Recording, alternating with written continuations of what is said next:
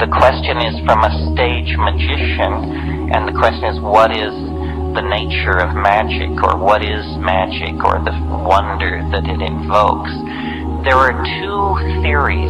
I mean, magic is not a trivial issue at all. There are two theories about how the world works, and each one depends on a fundamental assumption about what the world is. There's the scientific theory, which says the world is tiny packets of matter squealing along through empty space at close to the speed of light and subject to a certain set of interlocking laws. That's what science tells us the world is. Another theory is, and to my mind, a much more appealing and even intuitively correct theory, is the world is language. The world is made of language. We can say that the world is composed of little demons doing calisthenics, each one the size of a pissant's eyebrow. Or we can say the world is made out of wave mechanical packets of matter flying along at the speed of light. But notice that what we get each time is words. Our model of what the world is made of words, and the world is composed of description. Now, in the era before science, scientists like to say people were more epistemologically naive. What they mean by that is they didn't have a clear understanding of the division between the inside and the outside, between what we imagine and what actually is. But if you live long enough, I think you discover what we imagine and what actually is are very close to the same thing. Now, whenever you say the world is made of language, the positivists object by saying, well, then why isn't it the way we say it is? I didn't say it's the way we say it is. I said it's made of language. And part of the inspiration for my career is the realization that you could get up in front of audiences and say how the world is, and to a small degree, for a limited time, in a limited space, it shimmers and recasts itself and becomes the thing that we say that it is. The mind is somehow a co-creator in the process of reality through acts of language. And language is very, very mysterious. I mean, it is true magic. People run all over the place looking for paranormal abilities. But notice that when I speak, if your internal dictionary matches my internal dictionary, that my thoughts cross through the air as an acoustical pressure wave and are reconstructed inside your cerebral cortex as your thought, your understanding of my words. Telepathy exists. It's just that the carrier wave is small mouth noises. All so-called primitive people know that the world is made of language, that you sing it into existence, that what you say it is what it is, that it is maintained in existence by an act of rational apprehension.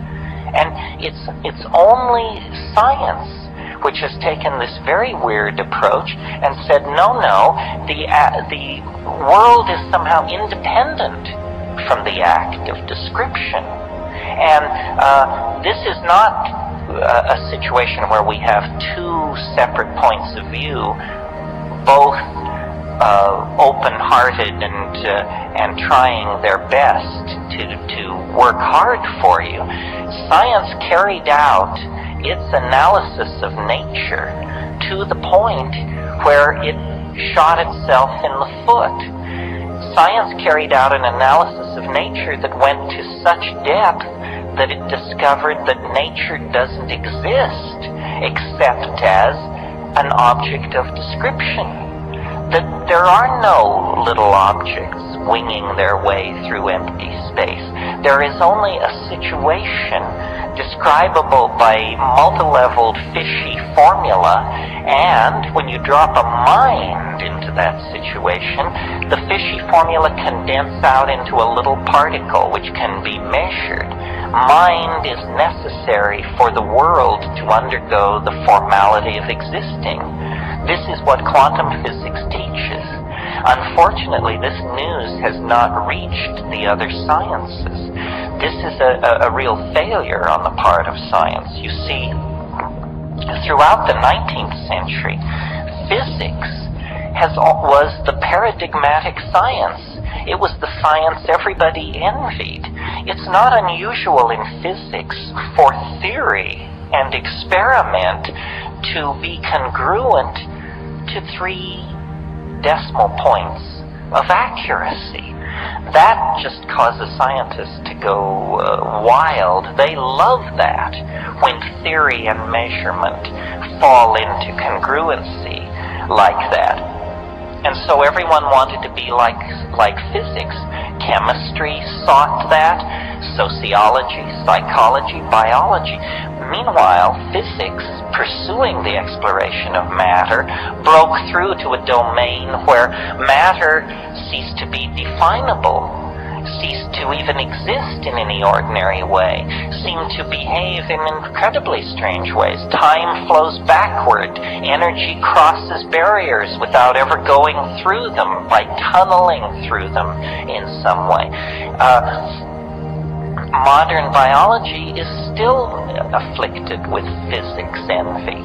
Meanwhile, physics has gone on to a realm of such exotic and surreal uncertainty that it's at this point to the left of psychology in the precision of its metaphors. So the science has undercut itself and now exists in a state of unrecognized crisis that hopefully the psychedelic experience will exacerbate to the point where this will arrive on the plate of every experimentalist and observational and observer of nature. Human beings are co-partners with deity in the project of being. This is the basis of all magic. You see, in a Christian context, magic is heresy because it implies that man can command God to act. In other words, that in some strange way, the magician compels nature to behave as the magician desires. In Hermeticism, it isn't so much put in terms of compel, but the idea is that humanity, human beings, men and women of great spiritual accomplishment are co-partners in the project of being, and that God, as it were, stepped off the stage of creation with it only 90% completed, and the rest is left in the hands of his brother. The Hermetica actually refers to humanity as the brother of God. So it's a completely different attitude toward being human. It's an empowering attitude. With power comes the potential to abuse power, because you're no longer a worm. You remember that image in Jonathan Edwards' sermon, Sinners in the Hands of an Angry God, where he says you're like a worm suspended over an abyss, held there only by the love of a merciful God, implying that if he weren't a merciful God, he'd just let go of your thread and you'd go down the tubes. Angels, once set in place, became a real problem for Christianity because they are not very easy to distinguish from the old stellar demons of paganism. Paganism was largely the belief that the power of the stars could be drawn down to Earth through through sympathetic magic, really, by setting up resonances in a ritual situation. You could draw the power of the stars down into your projects and your intentions. I mean, if you take even the trivial belief about alchemists, that they were concerned with changing lead into gold.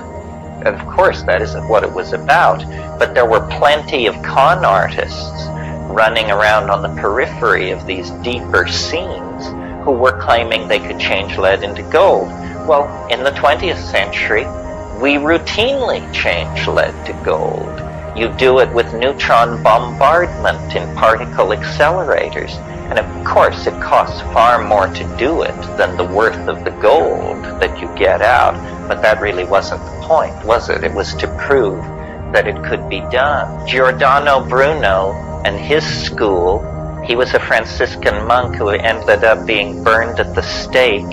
His sin for which he was burned at the stake was he was sitting on a rooftop of one of these Italian city-states one evening, presumably smoking some pretty decent boo that they'd brought in from North Africa, and he was looking at the stars, and it occurred to him, these things are suns.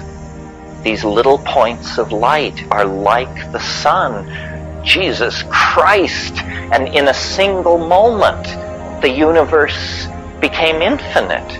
And he said, if these are suns, and he just, his mind was boggled, literally. I mean, can you imagine inside the medieval worldview where they have these concentric shells of angels and demons and all this? Suddenly this guy gets it in a single moment, and he sees that the universe is infinite, and he begins to say so.